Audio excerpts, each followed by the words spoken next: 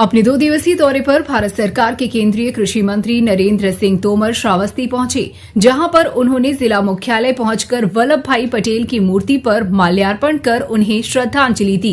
उसके बाद Lok Sabha core committee की मंडल अध्यक्ष और भाजपा के पदाधिकारियों के साथ बैठक की। श्रावस्ती में देर रात पहुंचे भारत सरकार के केंद्रीय कृषि मंत्री नरेंद्र सिंह तोमर ने पहुंचकर बीजेपी कार्यकर्ताओं के साथ निकाय चुनाव और 2024 की तैयारियों के लिए कार्यकर्ताओं में हुंकार भरी। जूनियर हाई स्कूल में पहुंचकर पंचायत प्रतिनिधि सम्मेलन में शिरकत की, जहां पर उन्होंने पहुंचकर केंद्र सरकार के द्वारा चलाई जा रही तमाम योजनाओं के बारे में मौजूद प्रतिनिधियों को बताया और कहा कि आप प्रतिनिधि अगर चाहें तो सरकार इतना पैसा देती है कि अपने गांव और क्षेत्र का विकास कर सकते हैं। अगर आप चाहें तो 5 सालों में 5 बड़े कामों को चिन्हित कर हर साल एक कामों का निस्तारण कर सकते हैं।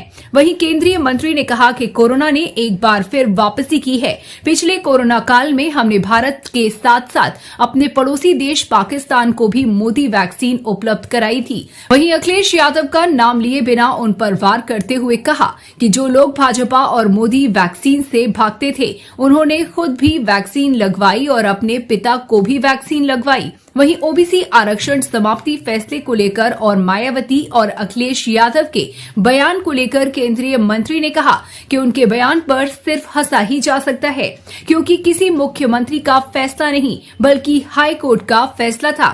न्यायालय के फैसले पर टिप्पणी करते हुए हर व्यक्ति को एक मर्तबा ध्यान रखना चाहिए और ये टिप्पणी बीजेपी पर कर रहे हैं। इससे ज्यादा इनका राजनीतिक दिवालियापन और क्या हो सकता है। इसलिए जनता ने इसको खारिज कर दिया और जो बचे हैं वो अगली बार खारिज हो जाएंगे। भारतीय जनता पार्टी 365 दिन काम करने वाला राजनीतिक दल है। भारतीय जनता पार्टी ने ऐसी 144 लोकसभा सीटों को चिन्हित किया है जिन पर भारतीय जनता पार्टी इस बार विजयी नहीं हुई। इन 144 सीटों पर फोकस करके हमने अपने कार्यकर्ताओं को जिम्मेवारी लगाई है कि वो कार्यकर्ता उन क्षेत्रों में जाएं, उन क्षेत्र के सभी कार्यकर्ताओं के साथ मिलकर वहाँ के काम को बढ़ाएं, काम को विस्तार दें, उनको उत्साहित करें और वो लोग जो काम कर रहे हैं अपने अपने क्षेत्र में उसमें सहयोग करके उस क्षेत्र में भारतीय जनता पार्टी और मजबूत हो और अगले बार हम ऐसी लोकसभा को जीत सकें। इस दृष्टि से यह पूरा विशेष प्रवास कार्यक्रम पूरे देश में बना है। मुझे भी उत्तर प्रदेश में 4 लोकसभा क्षेत्रों में जाना है, जिनमें अंबेडकर नगर और रायबरेली में हो आया हूँ। आज श्रावस्ती में हूँ और अभी एक आध हफ्ते बाद मैं लालगंज में भी आऊँगा। तो कुल मिला के संगठन का व्याप्य बढ़े और भारतीय जनता पार्टी की जीत सुनिश्चित हो, इसी दृष्टिकोण के आधार पर ये प्रवास योजना बनी है। और इस योजना के अंतर्गत जब केंद्रीय मंत्री के प्रवास होते हैं तो हमारे संगठन के लोग उपयुक्त रूप से कार्यक्रम बनाते हैं, जिससे किसी की उपस्थिति का पूरा समय का सदुपयोग किया जा सके। जैसे कि आप कृषि मंत्री हैं और पिछले दिनों बाढ़ आई थी, बाढ़ में किसानों को मुआवजा देने की बात की गई थी, लेकिन अभी तक किसानों को मुआवजा नहीं पहुंचा है, क्या कहेंगे इस पे?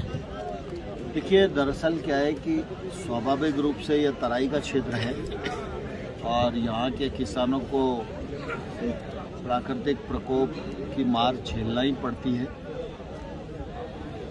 सामान्यतः अगर आप देखेंगे तो ऐसे नुकसान से बचने के लिए प्रधानमंत्री जी ने प्रधानमंत्री फसल बीमा योजना बनाई है। इस योजना के अंतर्गत अभी तक जहां किसानों का नुकसान हुआ है उन किसानों को 1,30,000 करोड़ रुपए मुआवजे की भरपाई के रूप में दिए गए। लेकिन हमारे देश में बहुत सारे किसान ऐसे भी होते हैं जो इंश्योरेंस स्कीम में इंश्योरेंस अपना कराते नहीं। ऐसे किसानों को प्राकृतिक आपदा के समय राज्य की सरकारें SDRF फंड से या RBC से जो सहायता वहाँ के लिए उपयुक्त होती है वो देती है। यहाँ भी बहुत सारे किसानों को राहत मिली है, लेकिन कुछ किसान किसी कारण से रह गए होंगे, तो मैं निश्चित रूप से आज ही मुझे कार्यकर्ताओं ने बताया, तो मैं उस मामले में राज्य सरकार से बात करूंगा कि जो बचे हुए किसान हैं उसका क्या कारण है और उनको कब तक राहत राशि हम पहुँचाएं। निकाय चुनाव में ओबीसी आरक्षण को समाप्त किया गया है। तमाम विरोधी दल जैसे समाजवादी पार्टी है या मायावती है, इसको बीजेपी का मतलब ओबीसी विरोधी बता रही है बीजेपी को, क्या कहेंगे इस पे? मैं समझता हूं कि अखिलेश जी और मायावती जी के बयान पर सिर्फ हंसा ही जा सकता है, क्योंकि इतना गंभीर बयान कोई राज्य का पूर्व मुख्यमंत्री देगा, शायद कोई भी सोच नहीं सकता। सामान्यतः जो फैसला कल आया वो न्यायालय का फैसला है। न्यायालय के फैसले पर टिप्पणी करते समय हर एक व्यक्ति ने ध्यान रखना चाहिए, और फैसला न्यायालय का है और ये टिप्पणी कर रहे हैं भाजपा के बारे में, इससे ज़्यादा इनका राजनीतिक दिवालियापन और कोई नहीं हो सके। इसीलिए जनता ने इनको खारिज कर दिया है। जो बचे खुचे बचे हैं वो अगले बार खारिज कर दिए जाए। एक आखिरी सवाल, कांग्रेस के वरिष्ठ नेता सलमान खुर्शीद ने कहा है राहुल गांधी को भगवान राम की तुलना दी है, क्या कहेंगे इस पे?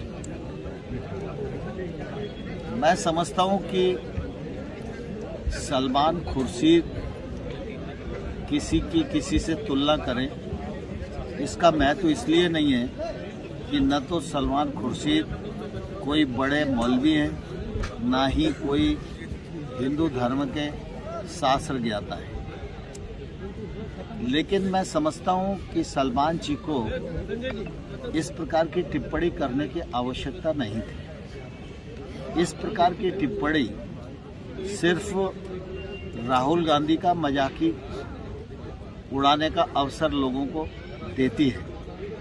जहां तक राहुल गांधी का प्रश्न है, मैं सिर्फ यही कहना चाहता हूं, 20 साल से कांग्रेस के लोग कोशिश कर रहे हैं, वो अब तक तो नेता नहीं बन पाए और आने वाले कल में भी इसकी कोई बहुत संभावनाएं नहीं है।